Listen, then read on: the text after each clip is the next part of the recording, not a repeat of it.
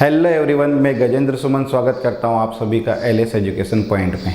हम पढ़ रहे हैं मेंटल एबिलिटी और मेंटल एबिलिटी में आज हम बात करने वाले हैं बिल्कुल नए टॉपिक जिसका नाम है रक्त संबंध के बारे में। इस वीडियो में हम बात करेंगे कि रक्त संबंध से संबंधित प्रश्न परीक्षा में किस प्रकार से पूछे जाते हैं तथा उन्हें किस प्रकार से हल किया जाता है। तो आइए देखते हैं। ए तथा बी दो भाई हैं। सी ए का पिता है, डी बी की माता है। डी की कोई बहन नहीं है किंतु ई बी की बहन है। सी का ई से क्या संबंध है? तो सी का ई से संबंध बताना है। तो ऐसे प्रश्नों को हल करेंगे आप डायग्राम बनाकर पीढ़ी दर पीढ़ी, मतलब जो सबसे पहले की पीढ़ी है उसको ऊपर, फिर उससे नीचे की पीढ़ी, फिर उससे नीचे की पीढ़ी। ऐसा अगर आप करेंगे तो ऐसे प्रश्न आपके बिल्कुल भी गलत नहीं होंगे। ओके, तो देखें इसको कैसे सोल्व करेंगे। ए बी भाई भाई हैं, ये दोनों भाई हैं। ओके, सी ए का पिता है, तो सी कौन है भैया? पिता। सी पिता है किसका? ए का। डी बी की माता है, तो देखो यहाँ पर डी, ये है माता किसकी? बी की। तो यहाँ पर सी पति हो जाएगा किसका? डी का, और डी पत्नी हो जाएगी किसकी? सी की। तो डी पत्नी हो गई किसकी? सी की। डी की कोई बहन नहीं है किंतु ई बी की बहन है। अब देखो ई बहन है किसकी? बी की। ई बहन है किसकी? बी की। मतलब ये तीनों बहन भाई हो गए। सी का ई से क्या संबंध है? तो देखो सी ई का क्या लगता है यहाँ पर? तो सी पिता हो गया किसका? ई का। तो जो अपना सही ऑप्शन है वो है ऑप्शन बी। ओके, अगला प्रश्न है। नीरज और धीरज भाई हैं। शैला नीरज की पत्नी है तथा राजीव शैला का पुत्र है। बताइए राजीव का धीरज से क्या रिश्ता है? तो देखो नीरज और धीरज ये दोनों भाई हैं। नीरज और धीरज दोनों भाई हैं। शैला नीरज की पत्नी है। तो देखना यहाँ पर शैला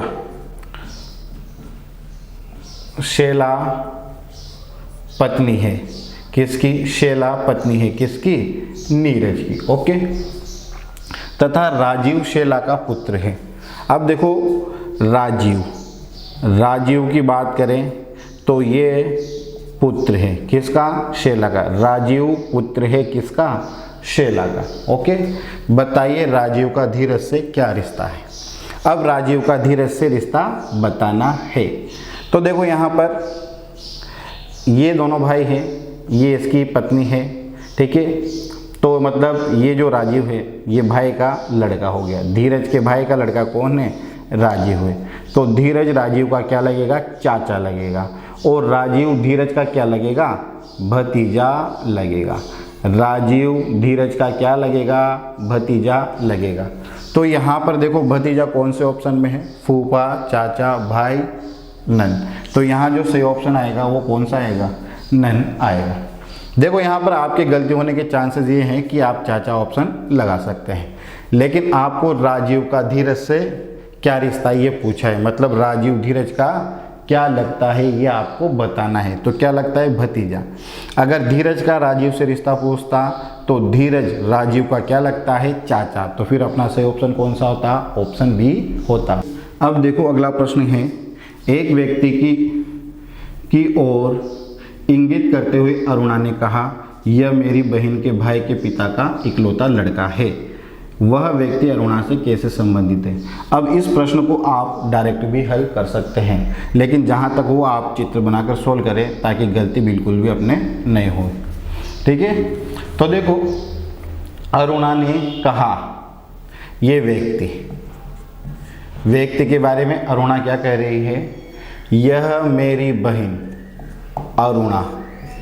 अरुणा की बहन, ठीक है, के भाई इसके भाई के पिता यानी अरुणा के पिता का इकलौता लड़का है या इकलौता लड़का है। तो इकलौता लड़का है मतलब ये व्यक्ति जो है अरुणा का पिता है वो इस व्यक्ति का भी पिता हो जाएगा, मतलब ये अरुणा का क्या हो गया, भाई हो गया। व्यक्ति अरुणा का क्या हो जाएगा, भाई हो जाएगा। तो यहाँ पर अपना जो सही ऑप्शन है वो कौन सा रहेगा, ऑप्शन ए रहेगा। अगला प्रश्न है रीटा की ओर बताते हुए निखिल ने कहा। रीटा, ये देखो यहाँ पर रीटा की ओर बताते हुए निखिल ने कहा मैं उनकी माता, रीटा की माता, मैं उनकी माता यानी कि रीटा की माता के पुत्र, इसकी माता के पुत्र। अब देखो रीटा की माता इसका पुत्र, मतलब ये दोनों क्या हो गए, भाई बहन हो गए। क्या हो गए, भाई बहन। ये तो हो गए बहन, ये हो गया भाई। पुत्र का इकलौता पुत्र हूँ, इसका पुत्र, ठीक है। भाई का पुत्र क्या होता है, भतीजा, ठीक है। या पिता की बहन क्या होती है, बुआ। तो अपना जो सही ऑप्शन है रीटा का निखिल से क्या रिश्ता होगा, तो रीटा बुआ लगेगी किसकी, निखिल की। रीटा बुआ लगेगी किसकी, निखिल की। और निखिल भतीजा लगेगा किसका, रीटा का। अब देखो आपको अगला प्रश्न दिया गया है, किसी परिवार में 6 सदस्य A B C D E व एफ है, जिनमें 2 विवाहित युग्म हैं। डी ए की दादी तथा बी की माँ है, सी बी की पत्नी तथा एफ की माँ है, एफ ए की पोती है। अब यहाँ पर आपको कुछ जानकारी देकर 4 प्रश्न पूछे गए हैं। इनको कैसे हल करना है, इनको ठीक वैसे ही हल करेंगे जैसे पिछले प्रश्न अपन ने हल किए थे, ओके। और ये जो इस टाइप का क्वेश्चन है ये परीक्षा के लिए बहुत ही महत्वपूर्ण होता है, तो इसको आप अच्छे से समझ लेना। तो देखो सबसे पहले तो यहाँ से डी ए की दादी है, तो डी दादी हो गई किसकी, ए की। अब देखो दादी है तो ये क्या होगी, फीमेल होगी। ए का भी पता नहीं है कि मेल है या फीमेल है। इसके बाद बी की माँ है, डी माँ है किसकी, बी की, ओके। अगला है आपके पास सी बी की पत्नी है तथा एफ की माँ है। सी पत्नी है किसकी, बी की, और सी माँ है एफ की, ओके। तो देखना यहाँ से ये पत्नी है तो फीमेल, ये पति है तो मेल। अगला एफ ई की पोती है। अब देखना एफ पोती है, एफ पोती है किसकी, ई की। पोती है तो ये क्या हो जाएगी, फीमेल, ओके। अब देखो इस परिवार में 2 विवाहित युग्म हैं। एक विवाहित युग्म तो ये हो गया बी और सी का, बी और सी का। दूसरा विवाहित युग्म किसका हो गया अपने पास, डी और ई का, ई और डी का। अब ये यहाँ पर दादी है तो ये क्या होगा, दादा, मतलब ई पति हो जाएगा किसका, डी का। ई पति है डी का तो क्या होगा, मेल, ओके।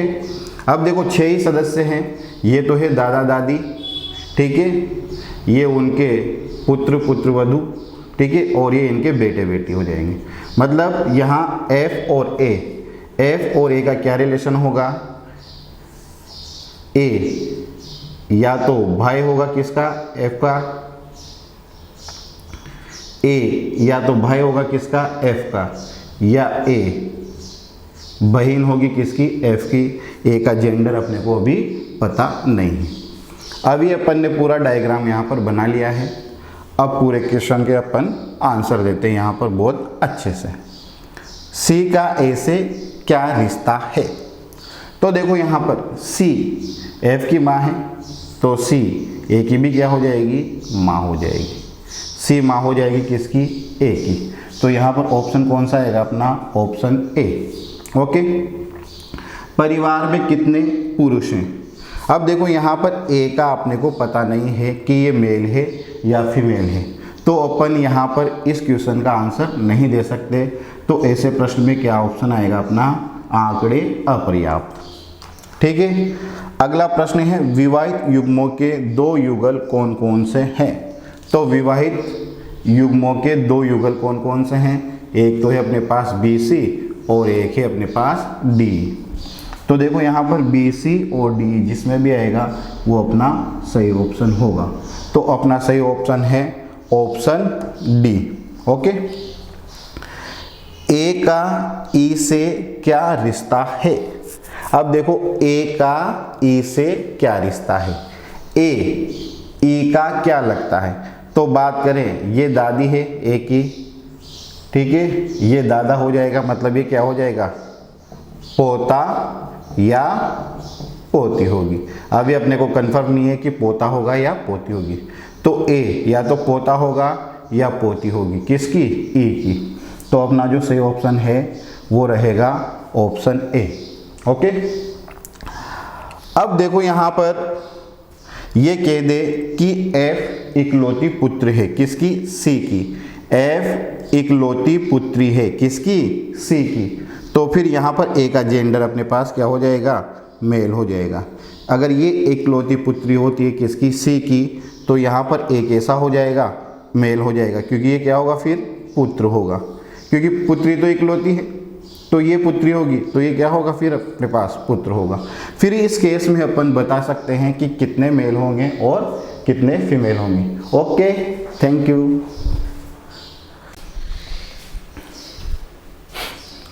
अब देखो अगला प्रश्न है A माइनस बी का अर्थ है कि A B की पुत्री है। A प्लस बी का अर्थ है कि A B की पत्नी है। A भाग B का अर्थ है कि A B का पिता है।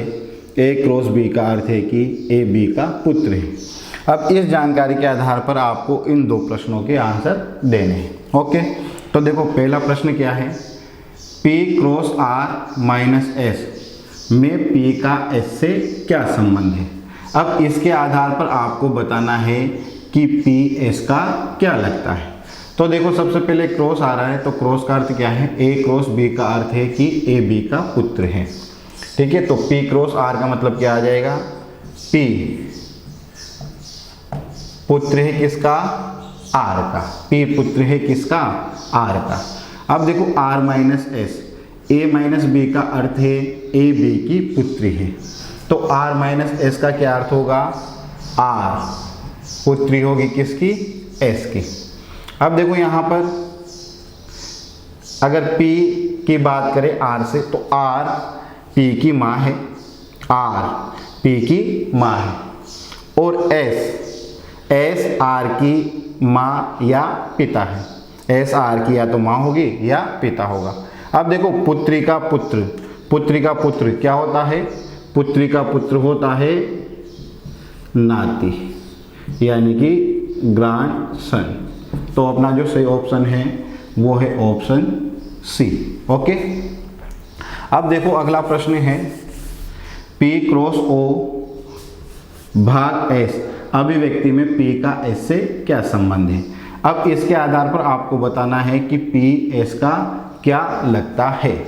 वापस से देखो क्रॉस आ रहा है, तो क्रॉस A क्रॉस B का क्या अर्थ है? A B का पुत्र है, तो P क्रॉस O का P O का पुत्र है। P पुत्र है किसका?